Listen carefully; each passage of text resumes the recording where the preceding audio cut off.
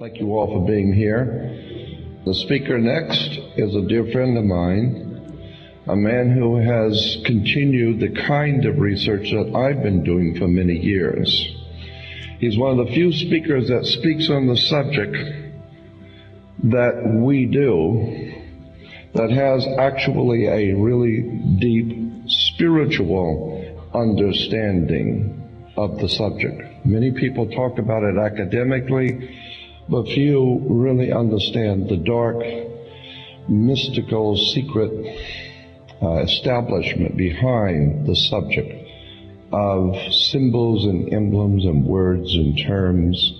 Michael Tsarion has distinguished himself in my eyes as being a man of true spiritual understanding, and this is what makes his work so important in my view. It's both an honor and a pleasure to present my dear friend and colleague, Mr. Michael Tsarion.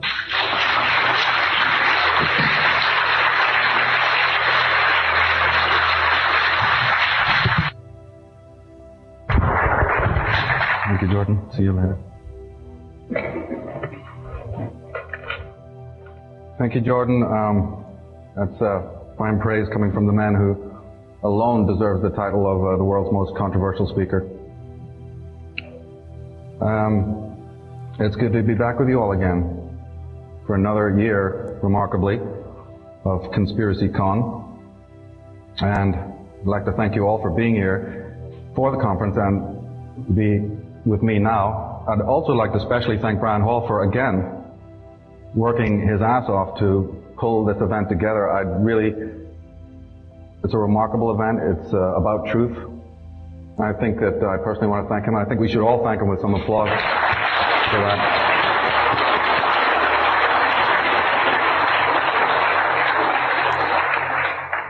And I know that by all of you coming here, also by attending here, it's a sign. It's a sign of your own desire, your passionate desire for truth, for the real meaning. You're supporting us, the researchers and the disseminators of truth. Not conspiracy theories, but the disseminators of truth, the research community, those who've looked into the matters that lie behind the veil of appearance. But your support of that shows your commitment, your ultimate commitment to that journey. Because you're distinguishing yourself from that mass of smiling depressives out there who are happy to learn more and more about less and less until they end up knowing a lot about nothing. That's what's happening by way of the media.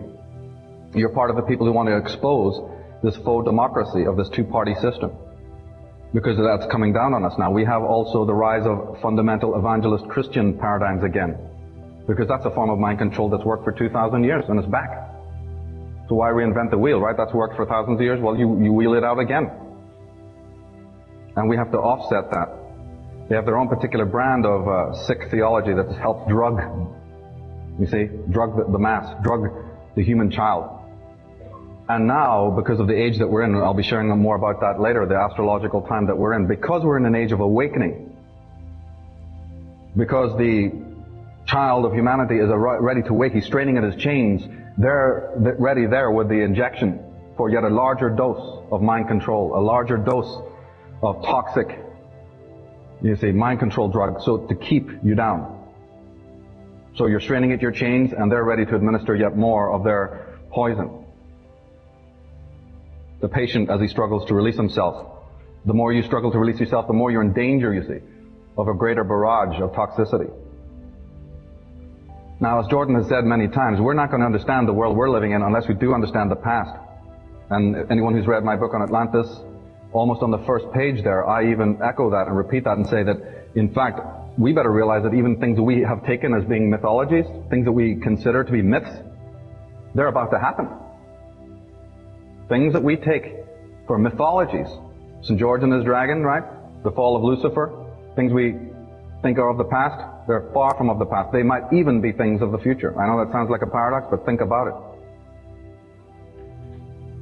Now, the title of tonight's talk is The Origins of Evil.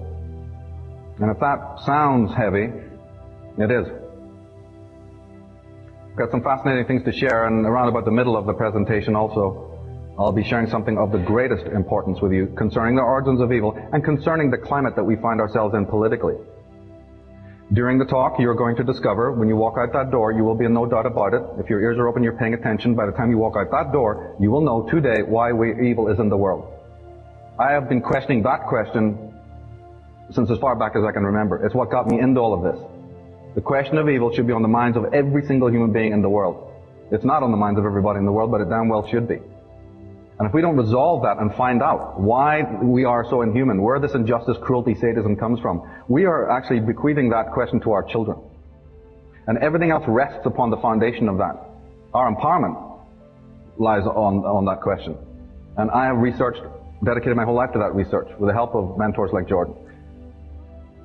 We've been asking the same questions, we've been asking the right questions. Because within the understanding of that is the secret to bring this Goliath down. And it won't be the first time that a small band of outlaws has brought down an empire, an evil empire. And it won't be the first time that a giant has been destroyed by a boy with a simple weapon. That boy is America. That boy is the people sitting right here. The intelligence community are you. When you know what the truth is and how to use it. But this story of the origins of evil starts in the past. So let's start at the beginning. Robert, if you want to, we can begin.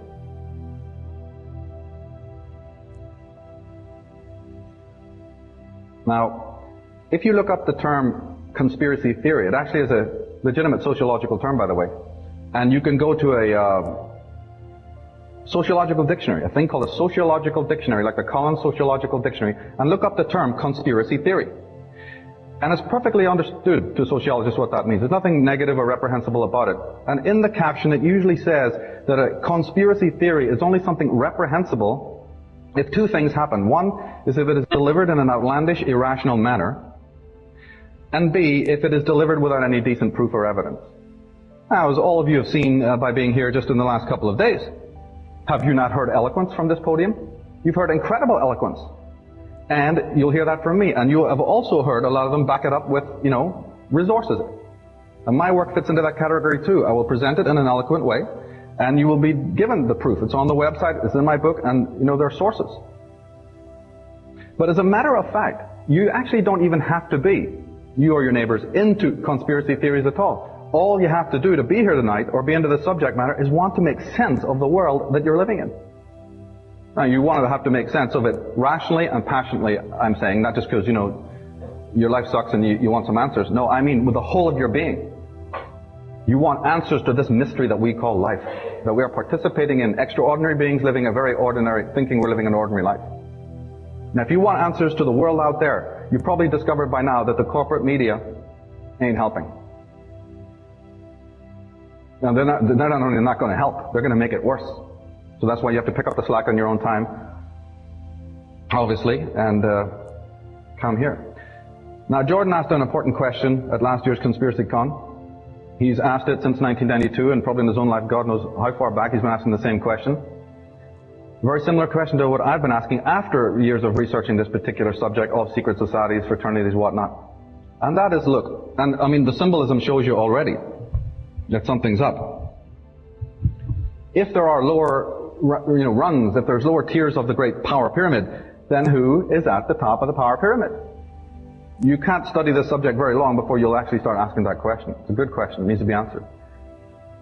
Who is at the top? Who is this? Jordan says it definitely could not be a human intelligence, and I absolutely concur with that point. That it's not human because it's too smart. It's too intelligent. If you don't believe it, they're happy to tell you that themselves. One of the most powerful secret societies in the world, not the only one, but one of the most powerful one, was called the Bavarian Illuminati. Please excuse me if you're familiar with some of this material, but I'm assuming that people here tonight are for the first time. Welcome. You came here for truth, you're going to get it. Well, one of the most powerful secret societies in the world was called the Bavarian Illuminati. It was founded by a German called Adam Weishaupt, but the mantle later passed to the famous Italian revolutionary Giuseppe Mazzini. Let's read his own words about his order, these secret societies. He says, "We form an association of brothers in all points of the globe, yet there is one unseen that can hardly be felt. yet it weighs on us. Whence comes it? Where is it? No one knows, or at least no one tells. This association is secret even to us, the veterans of the secret society. The head of the Illuminati is telling you there's something above us. 1700s.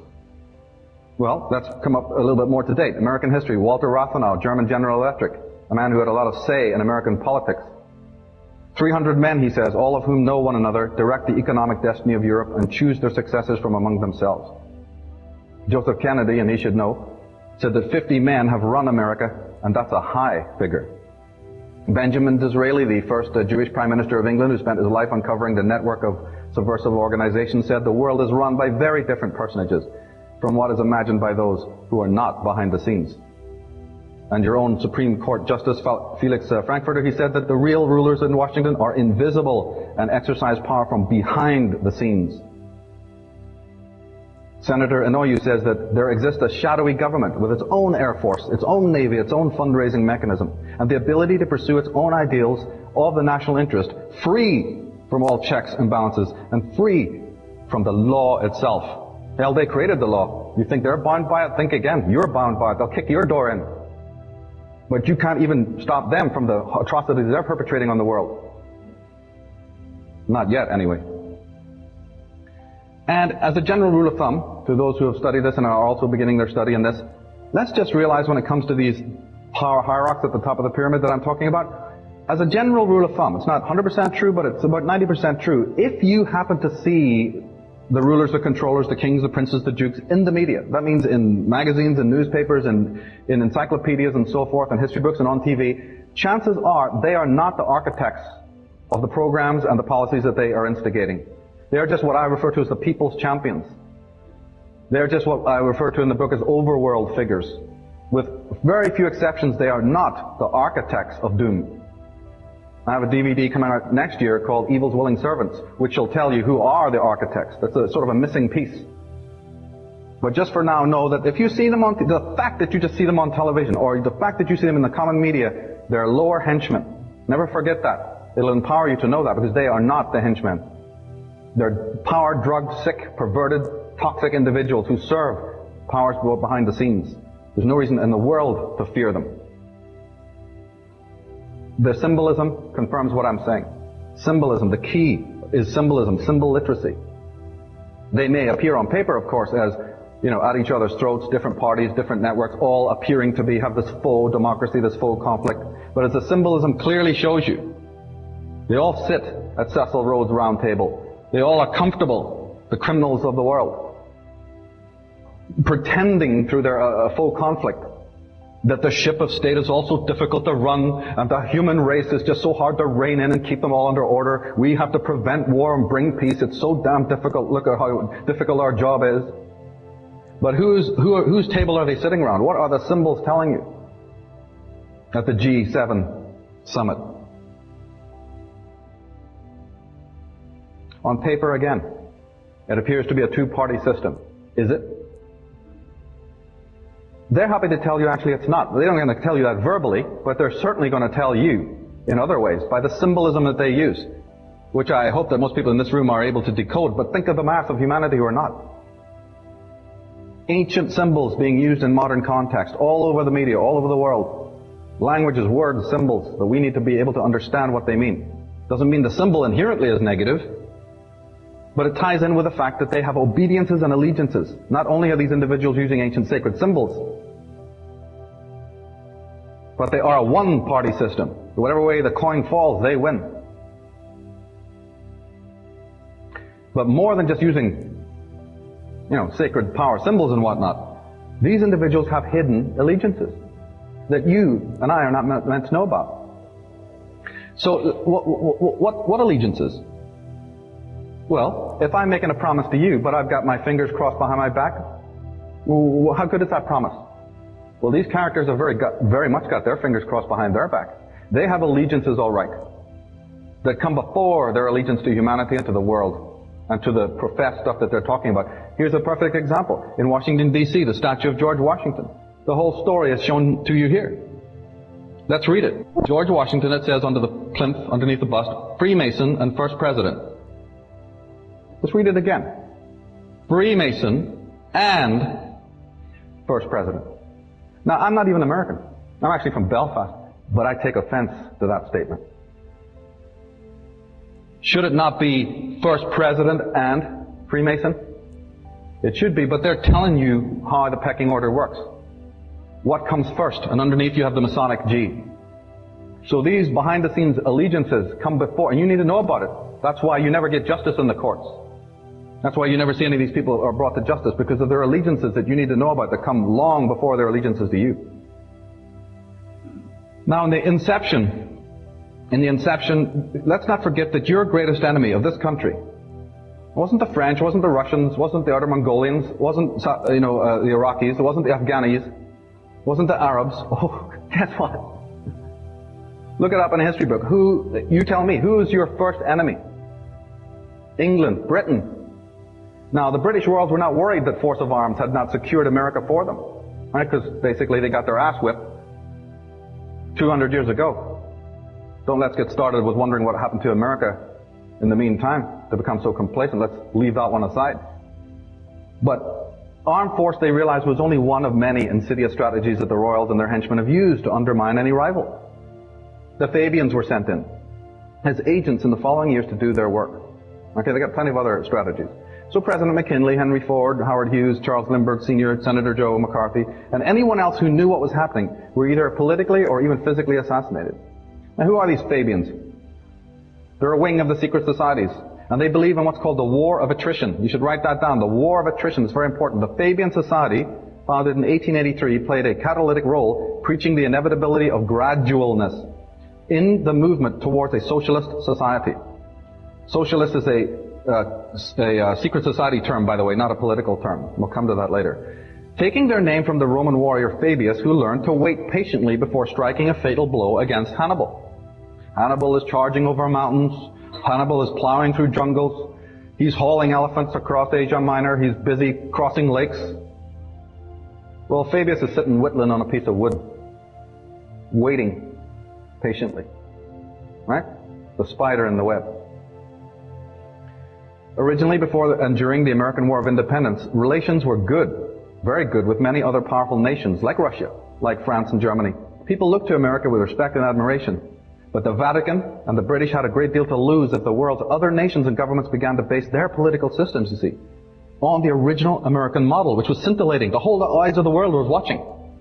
The Tsar was sending you ships in the War of Independence. Relations were good. Instead of a Cold War, which you had to endure, your forefathers had to endure lasting generations, what would have happened if the admiring Tsar of Russia had modeled his rule, right? He was getting ready to do it, by the way, before the Bolsheviks moved in. But what would have happened if he had totally based his rule on the American system? And what would have happened, may I ask, to Vatican-controlled South America had North America remained sovereign and solvent up here, right? All that mind control down there under the name of religion. What do you think would have happened down there to that country had America been a shining example? You think that the British and that the Vatican could, tolerate that? The American Democratic Party originally was called the Democratic Society. It's actually an offshoot of the Jacobin Club, or the Jacobin Society, which is nothing more than the Illuminati that we've been talking about. The Illuminati's main tentacle operating in the political domain is known in England as the Fabian Society. Their socialist, so-called progressive, but it's really a pseudo-progressive ideology, is disseminated by the Democratic parties and their other left-wing interests. The main idea was that the Democratic Party would be so habitually dysfunctional, falling over themselves like the Keystone Cops, that it would not affect the changes that it espoused, the wonderful changes. In England, they had to have a socialist so-called party. You know why? Because soldiers were coming back from hells that you can't even imagine, coming back to empty towns where their whole bloodline had been wiped out. Revolution was rampant. They couldn't be, and so the government realized we better do something to appease this, because they're ready to, we're still living in our mansions, remember? Ever been to England? Think if you're a soldier who's watched your comrades die on the fields of Flanders, in the fields of France, coming home and still watching these regents, in luxury there. What were you going to do? Think of England in those days, what was going to happen.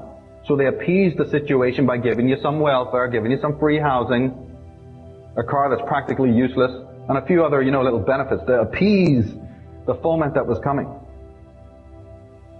But this party would become so ineffectual and counterproductive that even the most reprehensible forms of conservatism would in fact gain support. The neoconservatism of the present-day Bush dynasty couldn't have existed without this intentional capitulation. This was recently made evident in the last election. It was part of the meta plan that Kerry would be, quote-unquote wishy-washy and a flip-flopper. Now, the man, again, an overworld figure, don't get me wrong, this man is not the creator of the Fabian Society, but he's technically its leader. From the London School of Economics, leader of the Fabian Society, Sidney West. Let's listen to the man himself. He says, to play those millions of minds, to watch them, and there's the word, the key word, slowly, remember, Fabian? To watch them slowly respond to an unseen stimulus, to guide their aspirations without their knowledge. All this, whether in high capacities or in humble, is a big and endless game of chess of ever extraordinary excitement. They get a kick out of it. That's the way a doctor in a laboratory talks about the rats when he walks in the morning. The Fabian Society infiltrated a group known as Theosophy, a very sacred order created by one of the most powerful female personages the world has ever played host to, Madame Blavatsky. Researchers who have not done their homework blame her for many of the machinations of the Fabian Society. That is erroneous and is karmically reprehensible to blame beings of the light when you haven't bothered doing your homework. This woman went blue in the face, warning that her society was being taken over, warning against combining spirituality and politics. She would have turned over in her grave to what happened next. But you see, she had already created a perfect edifice where the princes and the dukes and the intelligentsia of the world were already members. So the insidious force that wanted to move in, why reinvent the wheel? Move in and take over. It's ready and waiting. A British intelligence operation, says James Wardner in his fine book Unholy Alliance. He says, swept Madame Blavatsky aside, and she was replaced by the British Fabian Society co-founder Annie Besant. Foster Bailey, a 33rd degree Mason, was a leader of that society. His wife, Alice A. Bailey, founded what's known as the Lucifer Trust. Alice Bailey was in the broad circles of society around Queen Victoria, and she always sought the wealthy and titled converts. In her own words, listen to this. She says, behind the division of humanity stand those enlightened ones. All right? So now she's talking about enlightened ones. Whose right and privilege it is to watch over human evolution and guide the destinies of men. This they do through the implanting of ideas in the minds of the world thinkers, so that these ideas in due time receive recognition and eventually become the controlling factors in human life. They train the members of the new group of world servers in the task of changing these ideas into ideals. These in turn become the desired objectives of the thinkers and are then taught to the powerful middle class and work up into world forms of governments or religion, thus forming the basis, and she wrote this at the turn of the century, of the new world order. What's basically this caption telling us? That there's some on high force, the enlightened ones. Remember again the reference? And they are affecting by means unknown to us those policies that, as I'm saying, the characters, the people's champions put into work. Now, as we know, they moved in and took over the reins of the American government through the years, and of course you've listened to many other speakers talk about this. But we want to look for a moment at these American contacts and at the hidden enemies that operate here. Because your dollar bill, as I hope you know by now, and also your cities, and many, many of the other symbols of state and government bear these secret society emblems, coming out of Egypt, but also coming out of the secret society world. On your dollar bill, you have the Illuminati symbol of the pyramid. The Illuminati was founded, as I said a little earlier, by Adam Weishaupt. But when he passed on, the mantle moved to Giuseppe Mazzini, and finally moved to the man on the right, Albert Pike. Every single human being in America should know the name Albert Pike, and very few do. We're talking, you think that the George Bushes and the Clintons and the Roosevelts, and you don't know about Albert Pike? These are the hidden ones that shape the world events. But we almost know nothing about them. Albert Pike is a seminal figure in the creation of the Ku Klux Klan, by the way. George Washington said that I have heard much of the nefarious and dangerous plan of the Illuminati. Now, your neighbor won't believe you. He'll call you a crank. But, the fact is that even George Washington was all knowing about it. It was not my intention, he says, to, doubt that the doctrines of the Illuminati and the principles of Jacobinism had not spread in the United States. On the contrary, no one is more truly satisfied of this fact than I am. Joseph Willard, the president of Harvard University, spoken at the time of his retirement, he says there is sufficient evidence that a number of societies of the Illuminati have established in this land. They are doubtless striving to secretly undermine all our ancient institutions, civil and sacred. We live in an alarming period. The enemies of all order are seeking our ruin. Should infidelity generally prevail, our independence would fall, of course. Our republican government would be annihilated. Now, just like I was explaining about the Theosophy, the mystical organization that was infiltrated by this Lucifer trust, so Freemasonry, which once was a great archive of knowledge, a mystical doctrine, coming out of the ancient world, preserving many metaphysical secrets about the human body and about our relationship with the Creator, that was also infiltrated. Well, why not? If I was them, I'd probably want to do it. There it is, ready and waiting. All set up.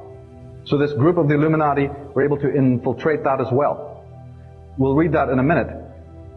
But the thing is that it alarmed not only George Washington, but the head of World Freemasonry, Grand Orient Freemasonry at the time, was the Duke of Brunswick in the 1700s. And he actually stood up publicly and asked for the worldwide disbandment of Freemasonry because he understood that it was being infiltrated in this way. We're going to read a caption together from the Duke of Brunswick. And I want you to pay particular attention not only to what he's saying, but the way that he is saying it. Because that is an incredible modern appeal. He says, I have been convinced that we, as an order, have come under the power of some very evil occult order, profoundly versed in science, both occult and otherwise, though not infallible, their methods being black magic. That is to say, electromagnetic power, hypnotism, and powerful suggestion. We are convinced that the order is being controlled by some sun order, after the nature of the Illuminati, if not by that order itself. John Robinson, a Scottish man who wrote the first book exposing them, its date is 1798, so just don't think this is a modern thing of the 20th century. John Robinson was approached by, very much in the same way as Anthony Sutton in this country was approached. John Robinson was approached by members of the Illuminati that they wanted intelligentsia. He was a university teacher, you see. He kind of looked into it, and as soon as he found out what was going on, he not only didn't join, he exposed it in an incredible book called Proofs of a Conspiracy. And he quotes Adam Weishaupt, who said that the great strength of our order lies in its concealment, that it never appear in any place in its own name, but always covered by another name and another occupation. None is fitter than the 3 lower degrees of Freemasonry. The public is accustomed to it, expects little from it, and therefore takes little notice of it. He goes on to say in another place, these good folks swell our numbers and fill our money box. Set yourselves to work. These gentlemen must be made to nibble at the bait. But this sort of people must always be made to believe that the grade they have reached is the last. Well, don't you have fraternities and grades from school upwards, where the same policy goes? One of the, I don't know if you know how much women played a role in the exposure to secret societies. You need to know about Madame Blavatsky, you need to know about Nesta Webster, and you need to know about Edith Starr Mill or Lady Queensborough.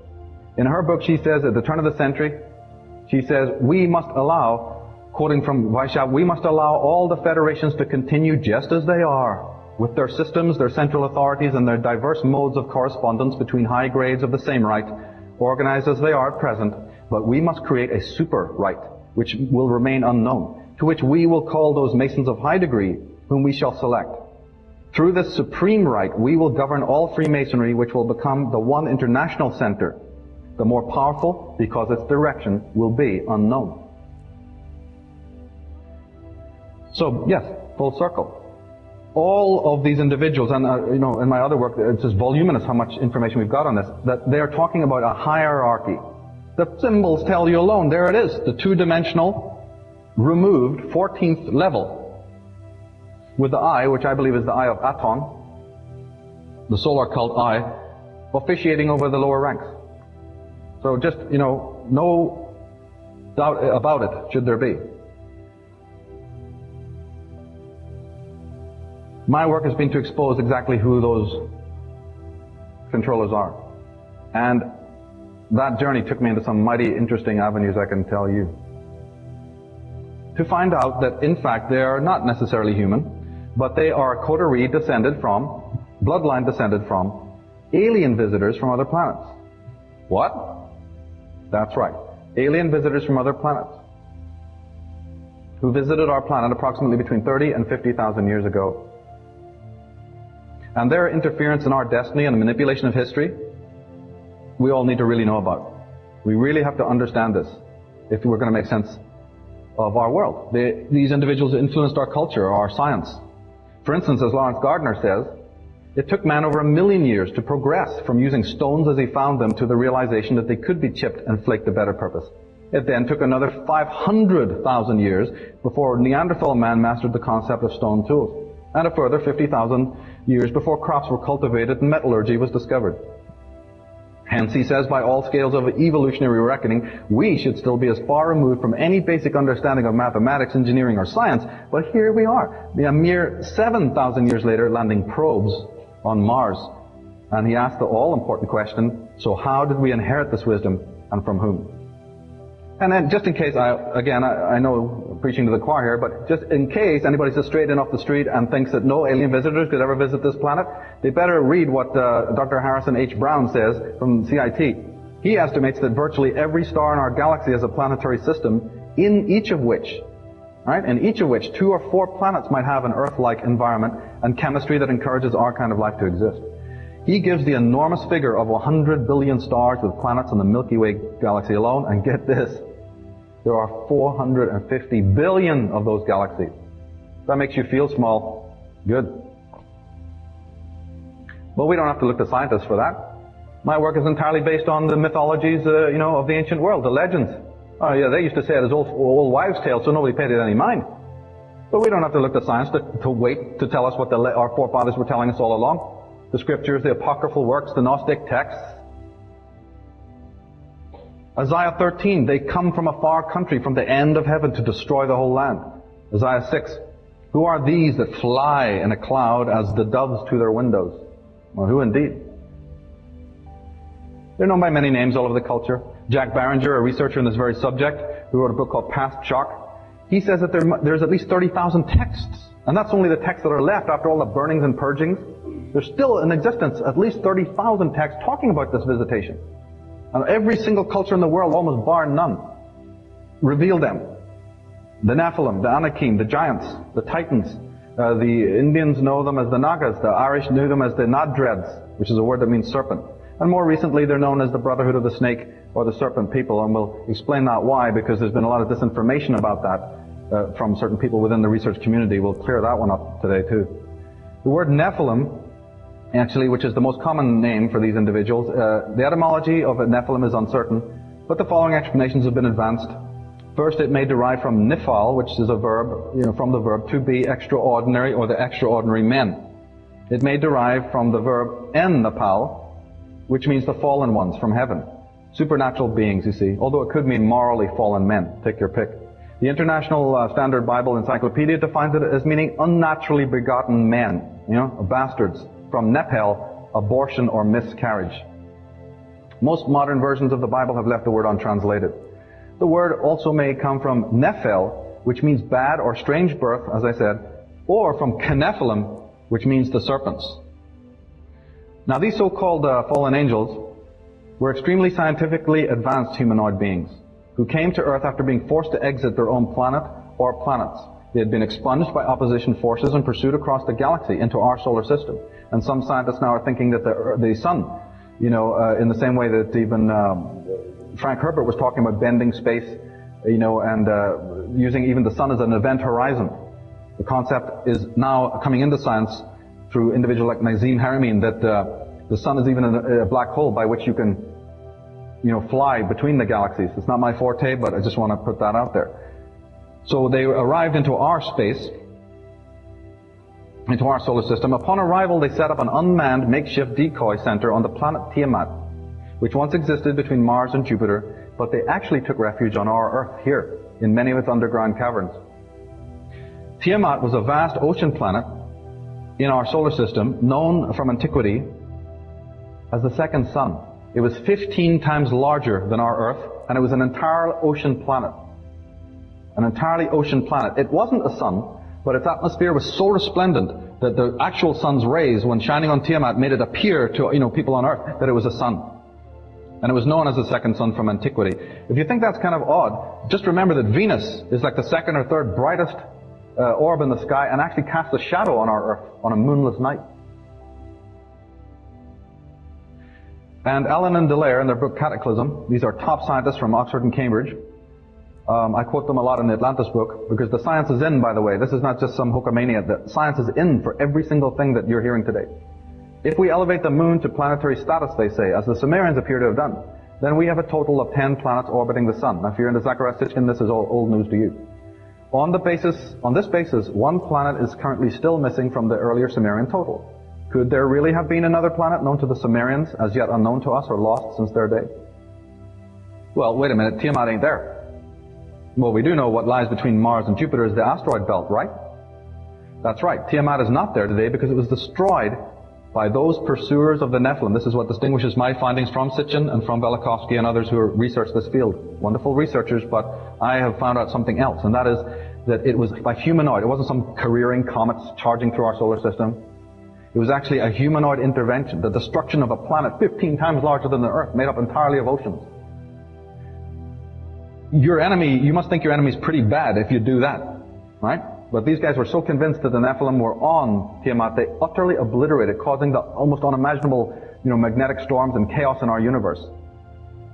That is the event that caused the first flood. Tiamat's waters literally pouring down, and by the way, all the records talk about that. It's not waters coming up from below, it's waters raining down on you from the sky. Well, hell yeah. Do you know, in fact, as Allen and Dallaire have proven, that pre the deluge, pre the flood, we only had one ocean on this planet, and it was called the Miocene Ocean, and the remnants of the Black Sea and the Caspian Sea. If you're from Russia or Slovakia or from Estonia and from those Baltic lands, you'll know this. That the Caspian and the Black Sea have an interesting mythology. They're the remnants of the only ocean that we had before the deluge. All that Pacific and Atlantic and Indian Ocean, they're new. They just moved in. They're squatters. In the Babylonian Enuma Elish, we read about it. It says, "Go and cut off Tiamat's life, and let the winds convey her blood to the secret places." Flowery language, granted. Mythological language, granted. But there it is. Go and cut off Tiamat's life, let the winds convey her blood to the secret places. Now, one of the greatest documents that helps to reveal the whole history of the Nephilim is called the Book of Enoch. It should have been in the Bible, but it didn't get there. "And behold, a star fell from heaven," it says, "and the children of the earth began to tremble and quake before them and to flee from them. And again I saw how they began to gore each other and to devour each other, and the earth began to cry aloud." Right? Just like Revelation says, a star fell from heaven. Now the Nephilim were not on Tiamat, as I said. They had descended to earth to hide. After the deluge, they emerged and set up their dummy base. Not their dummy base, but their actual base, known as Atlantis, on the vast continent of Appalachia. Appalachia is now beneath the waters, but it used to be England and Ireland, part of Scandinavia, the Arctic, Greenland and Iceland. You could walk the whole way. Atlantis is not a continent, like it's been told over and over again erroneously. Atlantis was on a continent. Right? You can go to Delhi and see beautiful English buildings, that the British troops and the British government built in all of their empire, but you wouldn't say that Delhi is London. Right? London's in England. So just because you you turn over a stone somewhere, like lots of researchers do, and they think, "I found Atlantis." Every 2 years you hear somebody's found Atlantis. Atlantis was an empire. You can have outposts and bastions in all the corners of the world, but don't then run up for your own aggrandizement and say, "I found Atlantis." Be specific. From there they set about making contact with the Earth's indigenous inhabitants. The books of the old world tell us about it. The Bible, Genesis says, the sons of God came in unto the daughters of men, and they bare children to them. Okay, so they even tried to contact, for some reason, best known to themselves, they were interested in the earth women, only joking. And they tried to get involved with them, as you would. Anyway, the Gnostic texts tell us more about it. They say, "Now come, let us seize," I like that word, seize. "Let us seize her, and let us cast our seed on her, so that then she is polluted, she will not be able to ascend to her light. But those whom she will beget will serve us." Gods need servants now? In the Ethiopia Kebra Nagast, this incredible book tells us that the daughters of Cain with whom the angels had companied conceived. They actually did conceive. But they were unable to bring forth their children, and they died. And of the children who were in their wombs, some died, and some came forth, having split open the bellies of their mothers, they came forth by their navels. So this was some hideous, like Rosemary Baby Plus. It obviously didn't work very well. Another Gnostic text, please do not ask me to pronounce that. The daughters of darkness became pregnant as a result of the beauty of the forms of the emissary. As a result of the beauty of the forms of the emissary. That's exactly what Celtic mythology says, that the evil ones were incredibly handsome physically. In fact, in Gaelic, the term we still use today for beautiful, usbre, means beautiful. They'll see a beautiful child and they go, oh, he's such a bray. Right? And that was the king of the Nephilim from Irish mythology. It's a weird thing. Now, they say that and the fruits of their bodies fell upon earth and consumed the blossoms of the trees. So then Samyaza, their leader, says to them, we have this quote from the Book of Enoch and so on, I fear ye will not indeed agree to do this deed, and I alone shall have to pay the penalty of a great sin. Now most scholars think that this sin refers to the physical impregnation we've just been talking about. Actually, sadly, unfortunately for us, the human race, it does not in fact mean that. A lot of beings have probably come to this planet, and probably still do. They do their little thing, they look at some rocks, they do their research, and then they're gone. They do not violate what Gene Roddenberry called the Prime Directive. The group that we are going to examine in a minute did do that. But it wasn't just the physical impregnation of the females that is the sin that is involved. That great sin, ladies and gentlemen, which we have to understand, was something else that happened approximately 30 to 50,000 years ago. And it was the transgenic experimentation, the genetic hybridization of our original forefathers that were on this planet. That means, very simply, the crossing of alien DNA. Humanoid, yes, but alien DNA with the DNA of our forefathers.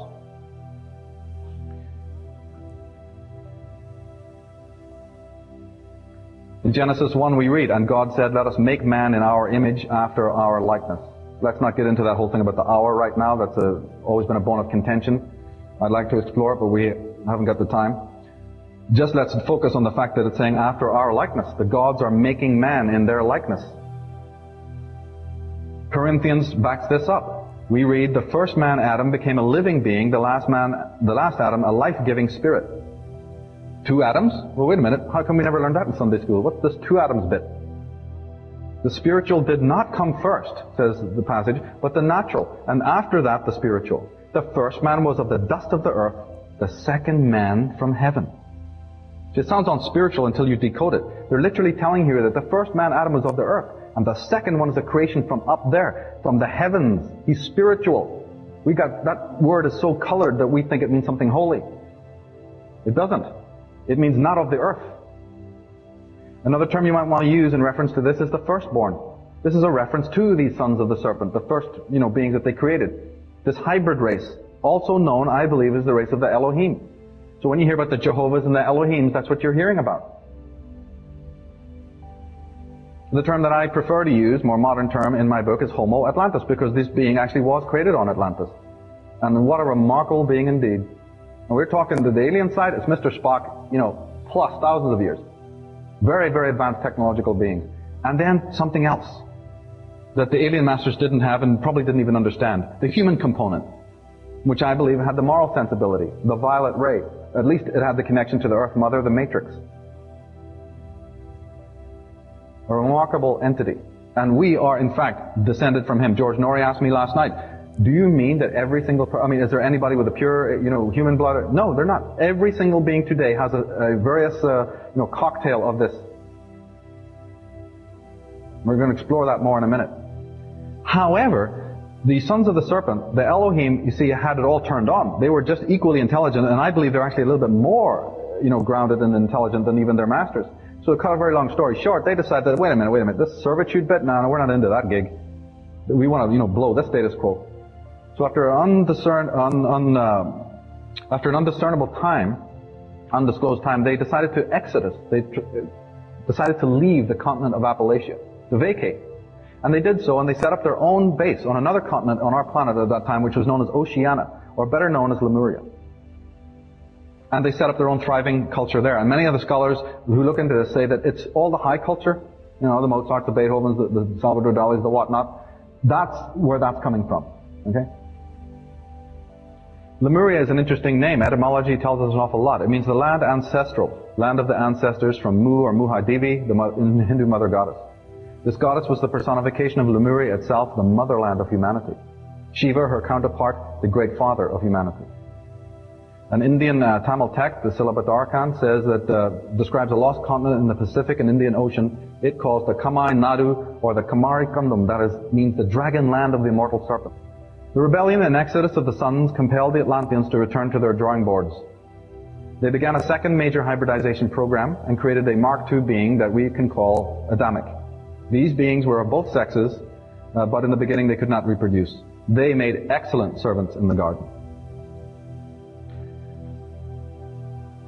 Ancient chronicles, ancient texts, and sources.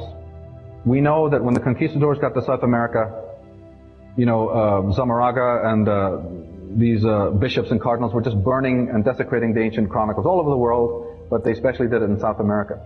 I want to share with you a caption from a Mexican codices, one of the remaining books, and it's the Popol Vuh. It's one of only two, like the Dresden Codex, the Popol Vuh. I think that's about it, basically, that will survive.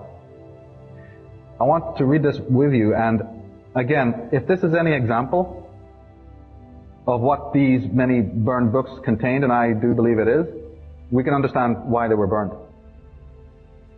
The Popol Vuh says, and this is the God speaking, "Let us make him who shall nourish and sustain us. What shall we do to be invoked, to be remembered in earth? We have tried with our first creatures, but we could not make them venerate us. So then let us try to make obedient, respectful beings who shall nourish and sustain us." Now the question immediately arises, why would gods need, servants to nourish and sustain them? And what's this bit about the first creatures who wouldn't and the second ones who would? If this is an example of what was in those ancient books, we have now a handle on why it was so important for the ruling dynasties of the more, later times to get rid of them. Same thing happened in Ireland, desecrations untold. And not only of books. In the Babylonian account, man is to be merely a slave brought into being by Marduk at the plea of the defeated rebel gods, so that those gods themselves need not be subjugated to servile labor. Man would be a puppet, a lowly primitive creature. The Epic of Atrahasis, which dates to about 1630 BC, found in the Assyrian Library of Nineveh, and Sir Zacharias knows all about that book. It says that in a similar vein to the Enuma Elish, one of the main ideals is to show why man was created by the gods. It was so that they themselves need not work on the earth to produce their own food. Now the alien geneticists did not desire a repeat of their first experiment. They realized that the error, the first time, the error had centered on the intelligence of their Mark I experiment. Therefore, in the Mark II experiment, Adamic man's intelligence would be confounded. Adamic man's intelligence would be confounded. Well, we hear about that, but we don't know we're reading it. Because the euphemism that has been used for that state of dumbed downness is the word naked. So just remember, when you read the word naked in the Bible or the other apocryphal works, that Adam and Eve were sent into the garden naked, please understand that it is a euphemism for being in a state of intellectual, psychological ignorance. It doesn't make any sense in the world to think of it, as physical nakedness. They were in a dumbed down state. Well, listen, you can sit in a laboratory now, or half an hour, they'll stick a few probes in your brain and you'll be naked, you'll be dumbed down. They can do it in half an hour. Think what you could do if you had the power of the genome and the cell and the mitochondria. No problem. Genesis 3 says, "By the sweat of thy face will be thy bread." This is God, by the way. This is your God talking to His creations. "By the sweat of thy face will be thy bread, until you return to the ground. For out of it you were taken, for dust thou art, and to dust thou wilt return." They give you the same line when they're putting you in the dirt now. When you go to a funeral, perk up, listen to that, and listen to the condescension that's behind it. My father died, he's not dust. Your parents have died, they're not dust. Who is this that calls our parents and the fallen of our planet the dust? Genesis 11 says, and the Lord said, look, the people are united and they all have but one language. Come on, let us go down and therefore confound their language so that they cannot understand one another's speech. Again, this is an oft-quoted and oft-researched passage, but the language is not verbal. Right? This is the language of the chemical soup. Now, thank God, we've come far. We can look back at this and understand it. This is the symbiotic, spiritual language that's being confounded. Genesis 3:22, and that number 322 is a very important number to secret societies, by the way. In Genesis 3:22, and the Lord God said, behold, the man is become as one of us to know good and evil. Now, lest he put forth his hand to take off the tree of life, we better get down there and do something. This is an implication that the first creatures did have full knowledge of good and evil, but this time that would not be permitted. You had to do something. That term tree of life, by the way, is a term that relates to the DNA. DNA was known in the ancient times. I know most people don't believe that that's possible, but it was. The only thing was that they did not, portray or think of DNA as this sort of weird Lego set floating in hyperspace that they perpetually show you today on TV. They had a much more organic notion of it. It was a tree of 22 branches and roots, with its, roots in the earth and its branches in the heavens. It's the same symbol on the two coiling serpents, because they understood that it had a serpentine look. And this is probably a good juncture as to explain why the term serpent was used. It's not because they look like serpents. They look humanoid. The Semitic word for serpent is Nahash.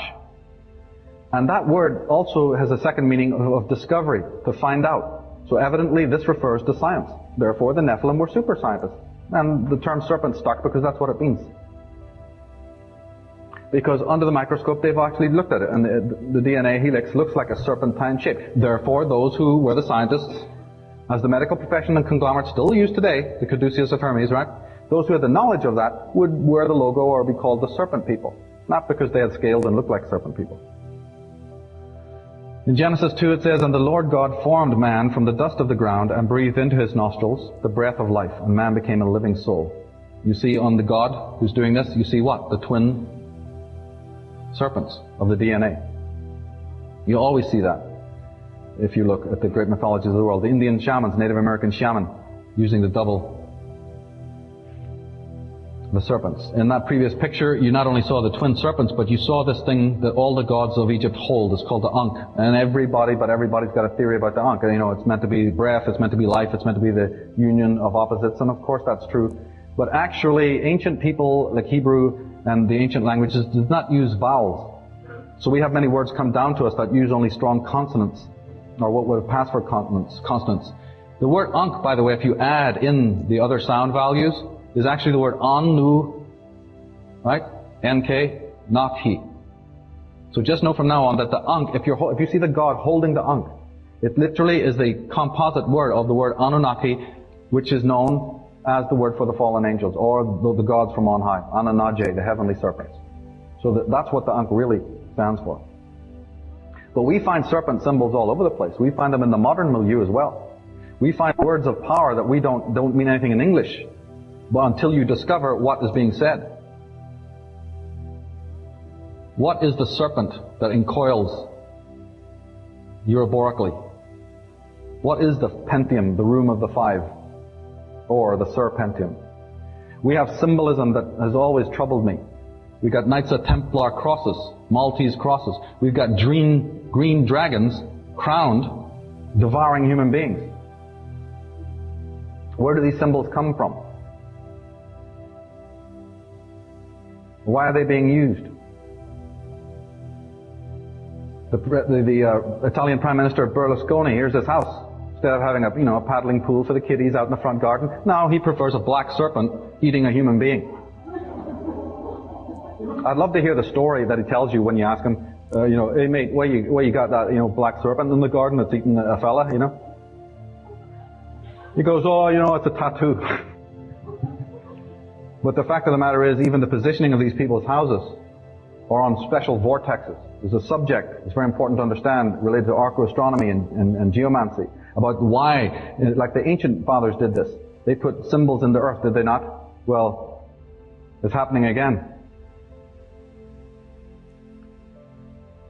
Freemasonry, we looked at the compass and the G earlier on, and of course researchers are always telling you the G represents, oh, it's God, it's Gaia, it's geometry. No, it's not. The lowercase g, when it's done like that, is a little cryptic anagram for the serpent. That's why it's there.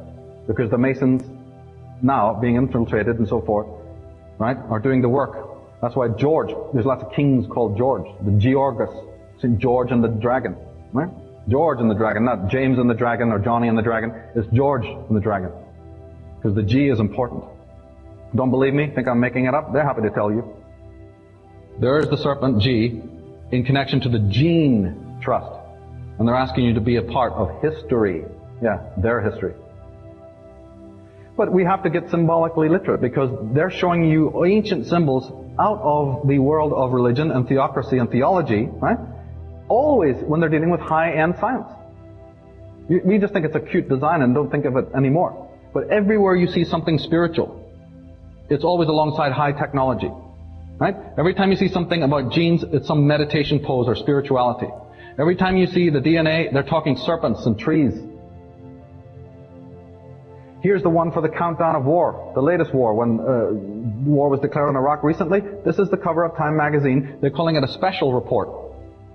But on the front cover, you don't see troops and, and tanks and whatnot. What do you actually see?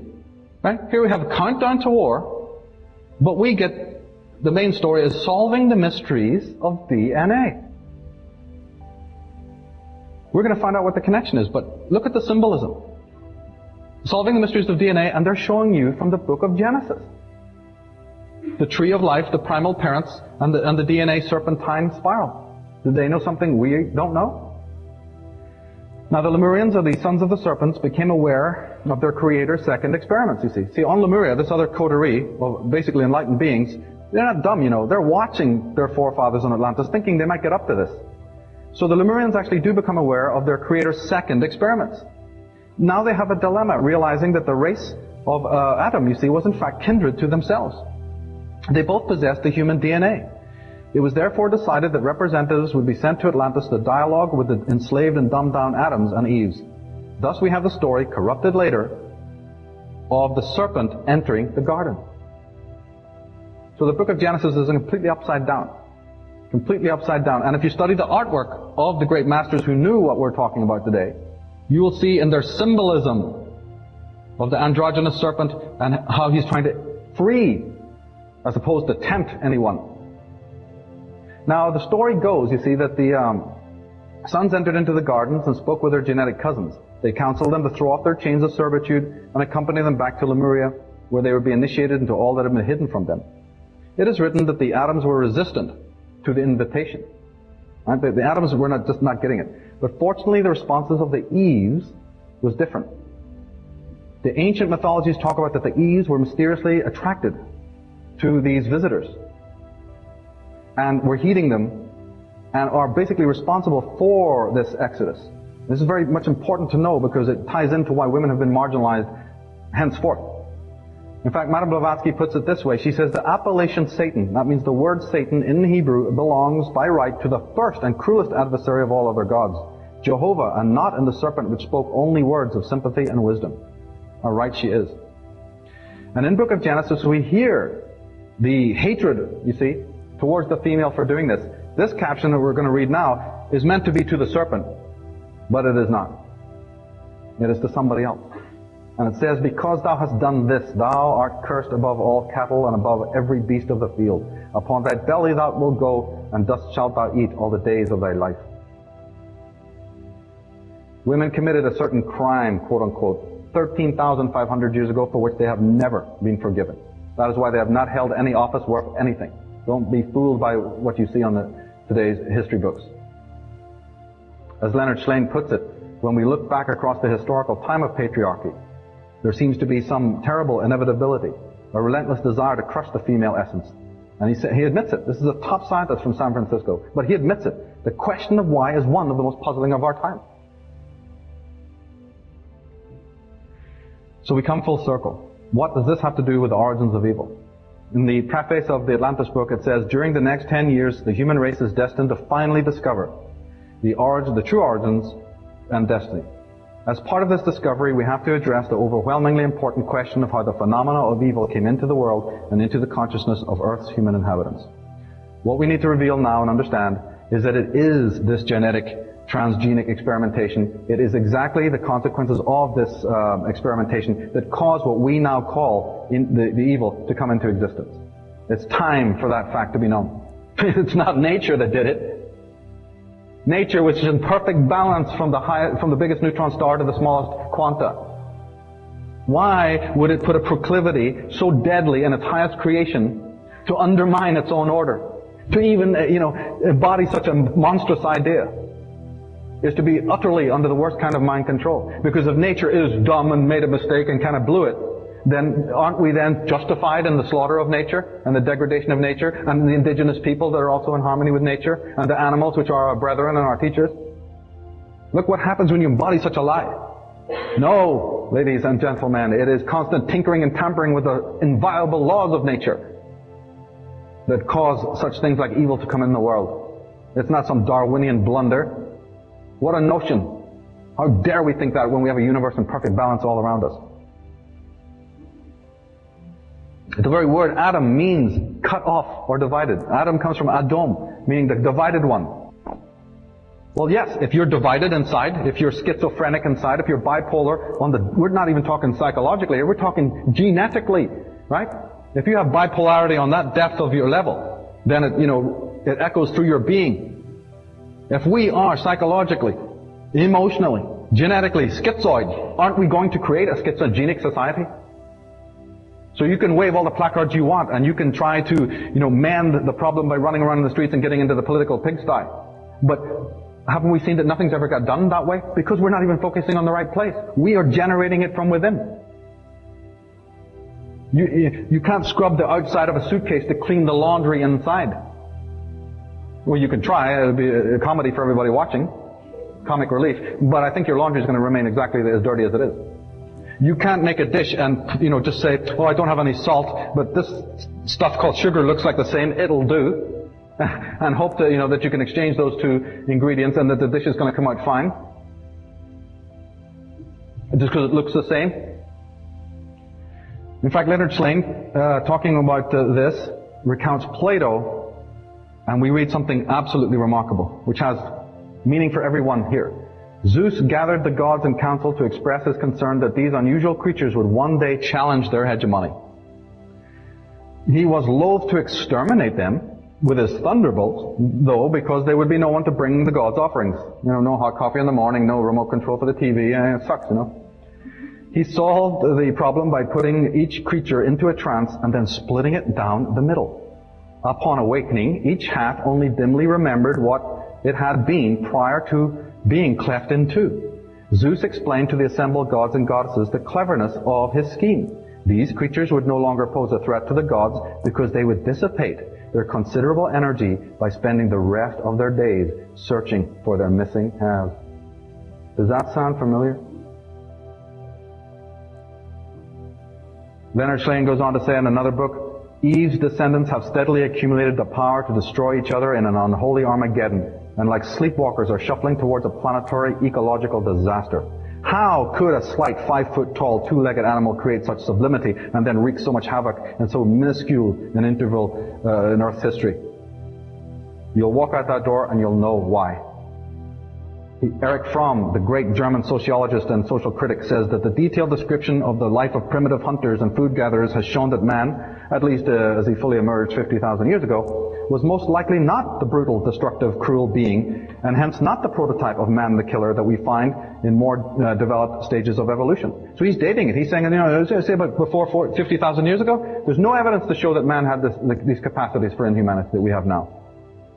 And we've talked about it, I've talked about it, and even on a much higher level, philosophers and savants have always talked about it. Very serious question, like, what is the real difference between man, right, and the primates?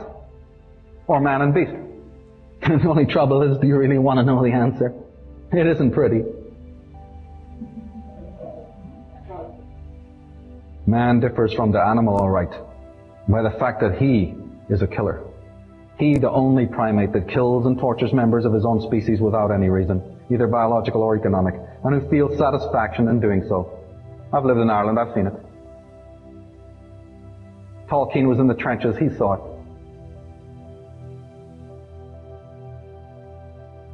It is this biologically non-adaptive, non-phylogenetically programmed malignant aggression that constitutes the real problem and danger to man's existence as a species.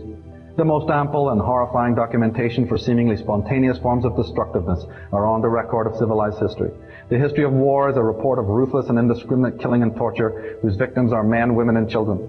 Many of these occurrences give the impression of orgies of destruction, in which neither conventional nor genuinely moral factors have any inhibitory effect.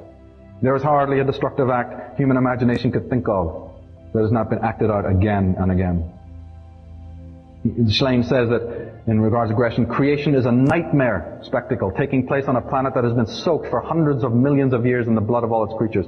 The soberest conclusion we can make is that the planet is being turned into a vast pit of fertilizer.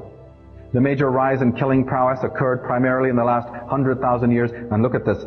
The sharpest spike is limited to the last 40,000. I say that the net result is that post-Diluvian humanity, after we've been made schizoid, after we've had this splicing take place, the net result is that the post-Diluvian humanity is left with the consequences of their schizophrenia, with each person condemned like Hamlets to deal with their moral dilemmas as best they can. You're just stuck with it. You go and take care of it. Whatever. As Nobel laureate Konrad Lorenz said, man is the missing link between apes and human beings. I actually believe that because of this utterly, incredibly devastating effect on our biology, that the Lemurians, trying to offset the worst of that, trying to, after the Adams and Eves went to Lemuria, and the promise was that they try to condition out the alien DNA, or maybe even genetically, again, doubly interfere now, and try to remedy the problem.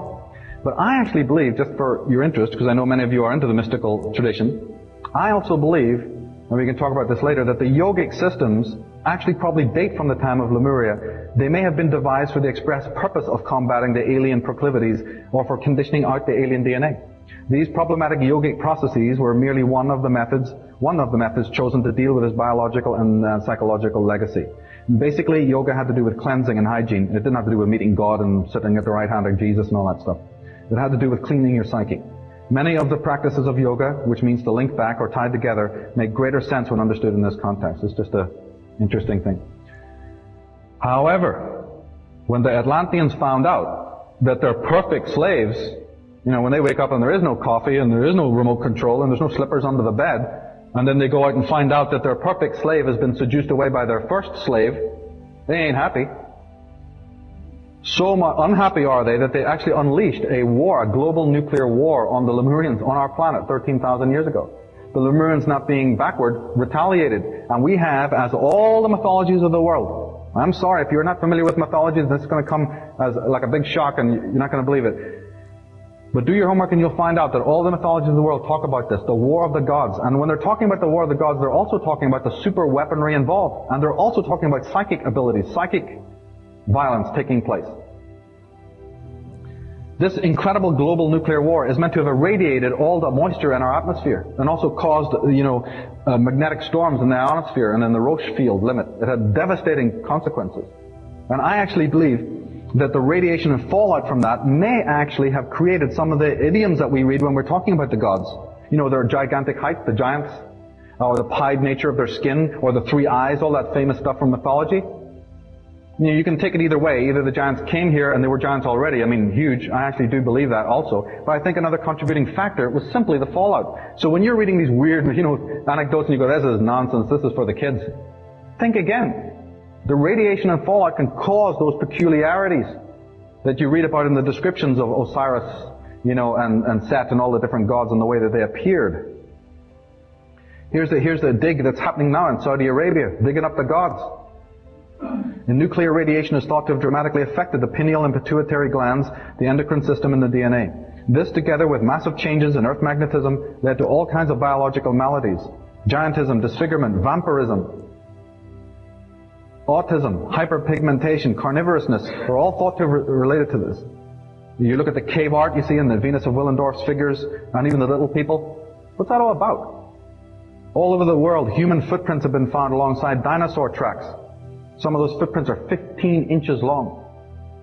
But these tracks of human beings have been seen, as Michael Cremo and Graham Hancock have exposed, you see, have been found alongside dinosaurs. So have we been sold a lie about the dinosaurs? Are they reptilian creatures, ordinary reptiles that have been, their organs have been affected by the fallout? And then to hide this fact, they're telling us, oh, they were millions of years ago. We know now that they weren't millions of years ago. So then how did they get to that size? Now here's one of the most important statements, because a lot of you have researched this interesting information from other scholars like Zachariah Sitchin and so on. However, has something struck you that's odd? Here we are, I believe it's May 27th, Conspiracy Con, Bay Area, California. How come we're still talking about this? What we're describing happened 13,000 years ago. That's a hell of a long gap. If there's a war of the gods, how come there's no denouement? How come there's no conclusion? How come we're even still talking about this now? Because look, it's obvious, isn't it? If the Atlanteans had won, we'd all be troglodyte slaves. And if the Lemurians had won, then we'd be living in peace and harmony on a beauteous, planet in harmony. Since neither of those two things are a fact, then there must have been some variable that offset the ending. I don't know why the other scholars have not noticed this. It's always perplexed me as to why that is. There was a variable, all right. That variable, ladies and gentlemen, was the polar shift, the axial shift of our Earth, precipitated by the ferocity of the war that I described. And neither party was ready for it. Neither party knew too much about the Earth. They were recent visitors here. They didn't know too much about the ultraviolet light, the Schumann waves, and even the size of the planet and all of that. They had no idea of understanding how the planet Earth would respond with a violence of its own to their unimaginable violence. They weren't prepared for it. Now, deluge, water, boulders and stuff pouring down from the heavens in the famous 40 days of rain and whatnot is pretty cataclysmic. But the Earth does recover from that after a given period of time. Pole shift is something else again. Pole shift is, the Eiffel Tower sticking head first in Hawaii. Pole shift is boulders the size of mountains flying through the air. Pole shift is the mass extinction of almost all the flora and the fauna on the planet. It's all etched inside your racial memory, by the way. I know that the psychologists have fooled you into thinking that a lot of your psychological fears and phobias are psychological in nature. No, they're not. They're physiological in their nature. They're your memory of these very events that happened in a blink of the eye ago, historically speaking. And that is the reason why none of this is here anymore. Because not one, it's another piece of disinformation, not one continent sank beneath the ocean, but at least 4. Avalon, remember famous Avalon? And Lyonesse. But actually there was massive continents. Appalachia sinks beneath the waves. Tyrrhenia, Oceania, Beringia, Flamscandia. And the Miocene Ocean, they say, it tipped out of its basin and became the Mediterranean. What the Mediterranean is today is the old Miocene Ocean, and all that got left was the Black and Caspian Sea. You can't imagine the havoc.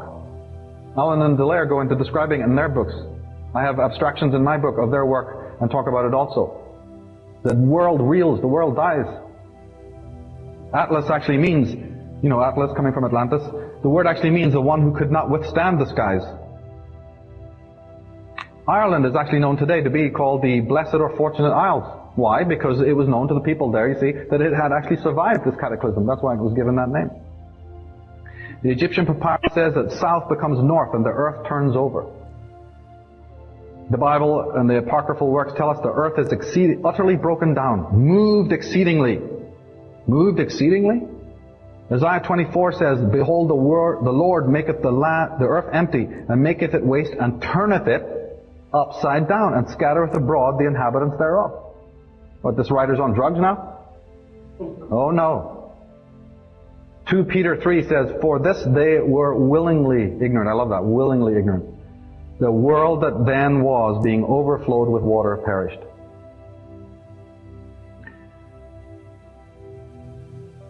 The only place that could sustain life after that period was the area of the new equator, where our equator basically is now, in what we call Asia Minor. So the remnants of the Atlanteans set up their bases, set up their new headquarters after a semblance of normality has returned in what we know to be Mesopotamia. That's where the Sumerian, Babylonian cultures of blood, the tyrannies, the first aggressive, empires arose. And aren't all modern civilizations and cultures based on those patterns? Well, guess who was set up there? And it's from that area that they decided, these guys are pretty amazing, they decided that they weren't going to give up. They're raped of all of their technology. I mean, if the continents beneath your feet have gone down, so have all your temple citadels, so has all your crystalline technology and computers, so has a lot of your spacecrafts, and certainly your weaponry. Remember that old Superman? They're telling you the whole story in Superman. Who is the Superman who comes from another planet, who's got this temple precinct full of computers, and has remarkable powers and comes from out there? Well, that's all gone. It's like your old frontier western guys, if they take the gun off them, they feel naked. Well, think you got those kinds of guns. You may have it all up here, but if you don't have the tools, the hardware, what good are you? So you know what these guys actually decided to do? Is to artificially influence and manipulate the flow of history itself and move mankind forward. We can't talk about it a lot right now, but it's described in the DVDs and books about how they decide to move mankind forward artificially. So many people have asked, why is it that our technology and scientific ability, you see, is so far in advance of our emotional, psychological? Well, there's the reason. Because somebody's been pushing it that way. It's not natural. So the loss of their technological hardware was a major setback and predicament for the Atlantean serpents. They decided to manipulate the flow of history, the destiny of their Adamic progeny, pushing us ever forward to the point where the super technological hardware that was destroyed in the War of the Gods could be reproduced. Some instruments and weapons had survived, and these were sequestered in underground chambers in temple precincts referred to as the Holy of Holies. Not because they contained anything holy, but they just didn't want you going near it. Because it was the remnants of their technology. Now, one thing I omitted to tell you earlier about the fact of the pursuit when the Nephilim first came to our planet is something else of extraordinary importance. When the pursuers of the Nephilim destroyed the planet Tiamat, they made haste to leave our solar system to avoid the cosmic upheavals created by their action. However, for some reason, they took extraordinary precautions to prevent their enemies, should they still be alive on our planet, from ever leaving. They erected a powerful etheric energy barrier around our entire planet. This enveloping shield still exists, and no one on Earth, with the alien DNA, can physically break through it or go beyond it. I refer to that in my book as the real Stargate. And all the ancient cultures talk about it. The all-encompassing shield. And they refer to it as the dragon.